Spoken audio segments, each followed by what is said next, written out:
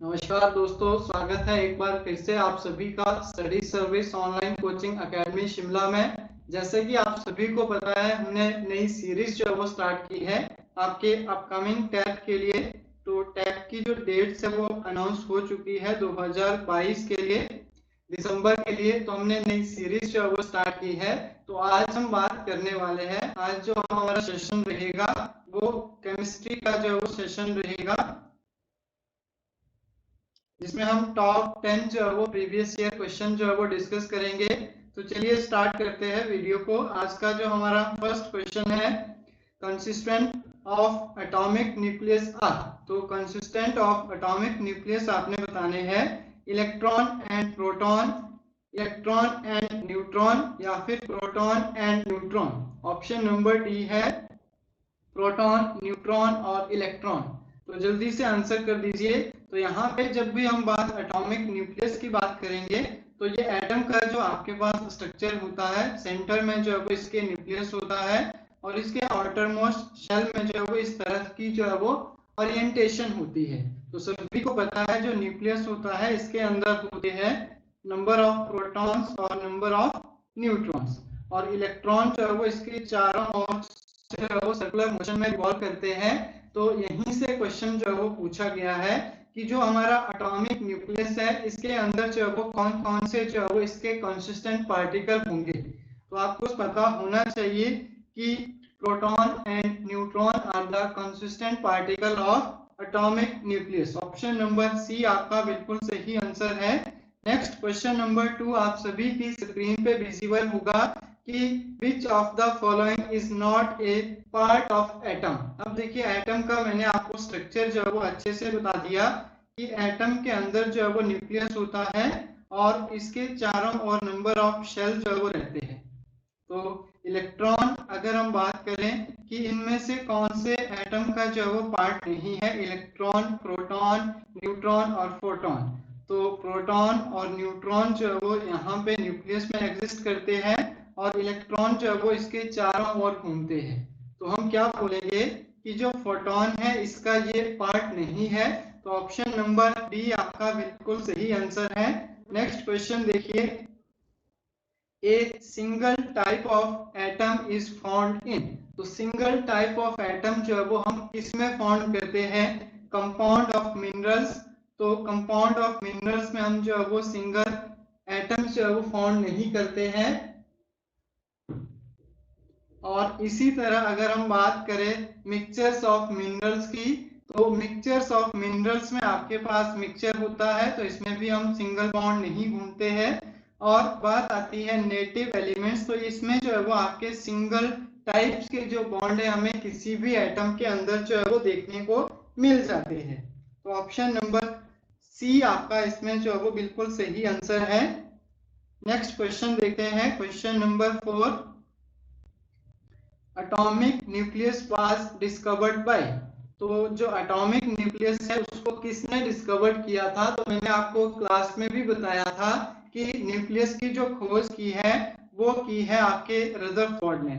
और कब की थी ये भी पता होना चाहिए, 1911 में, जब इन्होंने कौन सा अपना मॉडल दिया था, अल्फा रे ऑफ स्कैटरिंग का जो एक्सपेरिमेंट किया था उसमें उन्होंने देखा था कि गोल्ड फॉइल के ऊपर बहुत सारी डिफरेंट डिफरेंट रेज उन्होंने जो है वो क्या करवाई थी, स्ट्राइक करवाई थी, और मोस्ट ऑफ द रेज क्या था, वो डायरेक्टली जो है वो पास आउट हो रही थी। लेकिन उन्होंने क्या ऑब्जर्व किया, उन्होंने ऑब्जर्व किया कि कोई 2000, देखो 2000 रेज में से कोई एक रेज जो है वो वापिस भी आई, जिसकी वजह से इन्होंने बोला कि most of the part nucleus के आसपास जो है वो खाली स्पेस है, लेकिन एक सेंटर में कुछ ना कुछ जो है वो जगह है जिसको इन्होंने न्यूक्लियस का नाम दिया था, और यहीं से जो है वो न्यूक्लियस की खोज हुई थी। क्लियर हुआ सभी को इतना।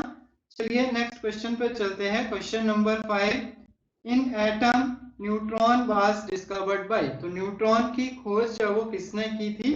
तो मैंने एक आपको ट्रिक दिया था, ईट पर नाच, या फिर एक और ट्रिक थी, ईट पग और नाच।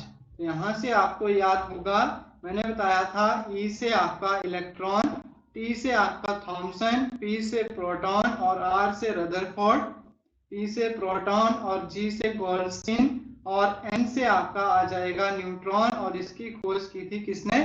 चैडविक ने। ऑप्शन नंबर आपका जो है वो जेम्स चैडविक ने जो है वो न्यूट्रॉन की खोज की थी। और कब की थी ये भी नोट कर लीजिए, 1932 आपका बिल्कुल सही आंसर आ जाएगा।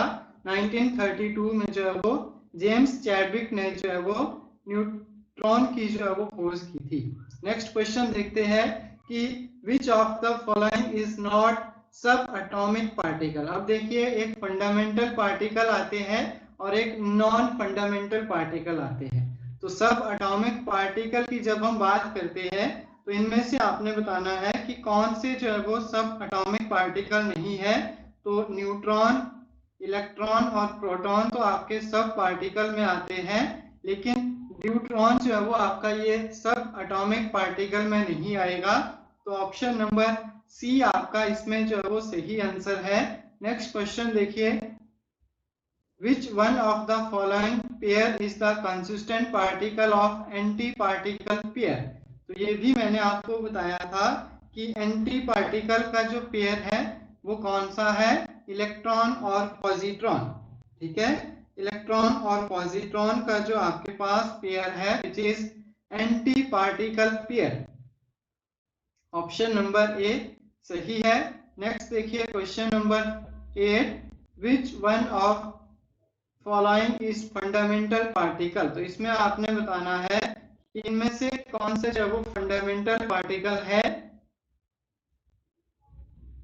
ऑप्शन नंबर ए है आपके पास neutron, second is your proton, third आपके पास जेड मिशन और डी है क्वार्ट्ज। तो यहां से आपने बताना है कि सब एटॉमिक पार्टिकल जो है वो कौन सा है। तो क्वार्क आपका सही आंसर आ जाएगा, option number D. Next question देखिए, which of the following elements does not contain neutrons. इनमें से कौन सा आपके पास क्या है? एटम है, एलिमेंट्स है जो कि न्यूट्रॉन्स को जो है वो कंटेन नहीं करता है। तो मैंने बहुत अच्छे से जो है वो एक्सप्लेन करवाया था कि आपका हाइड्रोजन जो है वो एकमात्र पूरे के पूरे पीरियोडिक टेबल में जो है वो क्या है? एलिमेंट्स है जिसमें नंबर ऑफ न्यूट्रॉनों की संख्या जो है वो 0 रहती है, क्योंकि इसमें 1s1 रहता है। तो एक आपके पास इलेक्ट्रॉन और एक ही इसमें जो है वो प्रोटॉन होता है, बट न्यूट्रॉन जो है वो आपका 0 रहता है। तो ऑप्शन नंबर सी इसमें जो है वो आपका सही आंसर आ जाएगा कि हाइड्रोजन के पास क्या है? न्यूट्रॉनों की संख्या जो है वो 0 है। इसके बाद नेक्स्ट क्वेश्चन आता है, विच of the following carry negative charge. इनमें से कौन सा जो है वो आपका नेगेटिव चार्ज को कैरी करता है? एक्सरे है, अल्फा पार्टिकल, बीटा पार्टिकल या फिर गामा पार्टिकल। तो जल्दी से आंसर कर दीजिए। सभी को पता है जो आपका अल्फा है which is contain positive charge, और बीटा जो है वो आपके पास हाईली एनर्जेटिक इलेक्ट्रॉन्स जो है वो इसके अंदर रहते हैं। तो बीटा जो है वो आपका इसमें नेगेटिव चार्ज को जो है वो क्या करता है? कंटेन करता है। तो ऑप्शन नंबर सी इसमें जो है वो आपका बिल्कुल सही आंसर आ जाएगा। तो आई होप आप सभी को सेशन जो है वो अच्छा लगा होगा। इसी तरह से अगर आप चाहते हैं कि कंटिन्यू जो है वो आप लोगों के लिए जब तक आपका एग्जाम नहीं होता है इसी तरह से टॉपिक वाइज, चैप्टर वाइज जो है वो आपको रिवीजन मिलती रहे, तो कमेंट बॉक्स में आप जो कर सकते हैं। और वीडियो कैसी लगी है वो भी आप जो वो फीडबैक हमें दे सकते हैं। और साथ में अपने दोस्तों के साथ वीडियो को शेयर करिए, लाइक करिए। और अगर फर्स्ट टाइम चैनल को विजिट कर रहे हैं तो बेल आइकन को जरूर प्रेस कर लें और साथ में चैनल को भी सब्सक्राइब कर लें। और साथ में मैं आपको बता दूं कि हमारे स्टडी सर्विस पे लगभग 40% का जो वो ऑफ हुआ है पेड कोर्सेज पे, जो कि हमारे अपनी जो प्ले स्टोर ऐप है स्टडी सर्विस पे, वहां पे आपको मिल जाएंगे। तो आप जो है वो प्ले स्टोर से स्टडी सर्विस ऐप डाउनलोड कर सकते हैं। और ऐप डाउनलोड करने के बाद आपने खुद को जो वो एज ए स्टूडेंट उसमें रजिस्टर जो है वो करना होता है, और स्टोर ऑप्शन में जाके अपना कोर्स जो है वो अपना बैच जो है वो आप विजिट कर सकते हैं। वहां पे आपको डेमो क्लासेस के साथ पूरा प्रोसेस जो है वो बता दिया जाएगा कि क्या क्या चीजें आपकी इसमें जो है वो अवेलेबल रहेगी और साथ में हमारा जो टेलीग्राम चैनल है उसको भी आप विजिट कर सकते हैं। तो चलिए काफी है आज के लिए इतना। Thank you so much. मिलेंगे नेक्स्ट सेशन में नेक्स्ट वीडियो के साथ।